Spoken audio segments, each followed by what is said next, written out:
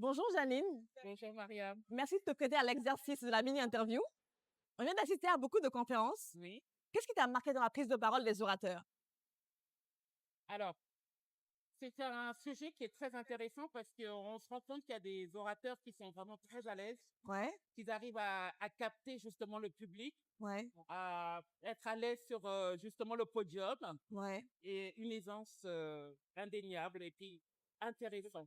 C'est Ok, ça que j'ai aimé. super. Notamment cette sœur congolaise, Ouais, elle m'a mais bluffé. Et ok. je buvais chacun de ses mots. Waouh. Ouais, C'est ça le pouvoir de la parole, ça transmet des émotions, ça nous fait vivre vraiment des moments. Et toi, tu exactement. as déjà pris la parole devant une centaine de personnes?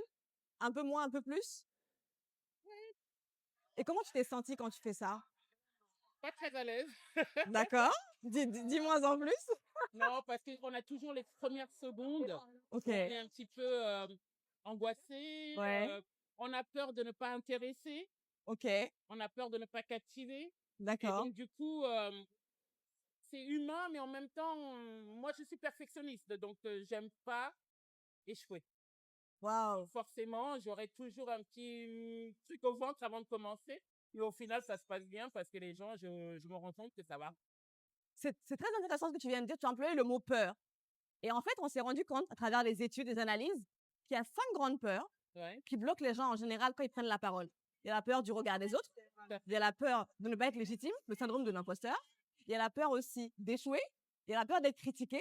Et tu as parlé donc du perfectionnisme. fait. Oui, Cette peur finalement de perdre ses moyens, peut-être, que l'autre voit que tu perds tes moyens et de ne exactement. pas accepter cette vulnérabilité. Et je pense que Janine, je te conseille un livre. C'est le livre de Brené Brown Oui, qui parle de la vulnérabilité et du fait que c'est une force. Moi, quand je prends la parole et que je forme les gens, dès que je dis, moi, je suis Diko Mariam et j'ai échoué des prises de parole et je me suis formée et j'ai été stressée et je stresse toujours parfois. Genre, on se dit, ah, ok. Elle-même, elle stresse. exact. Donc, comme je suis vulnérable, j'accepte ça. Les gens s'identifient et je forme beaucoup mieux. Et mentalement, pour eux, ils sont plus à l'aise pour apprendre. Donc, je t'invite vraiment à travailler sur la vulnérabilité. Ce livre-là, Brené Brown. Brené Brown, Brené Brown, le titre? la vulnérabilité, alors c'est en français, Ok, mais je pense que c'est The Power of Vulnerability, something like this. ok. Tu peux regarder, mais D'accord. Brené Brown, elle a fait beaucoup de recherches sur la vulnérabilité. Ouais.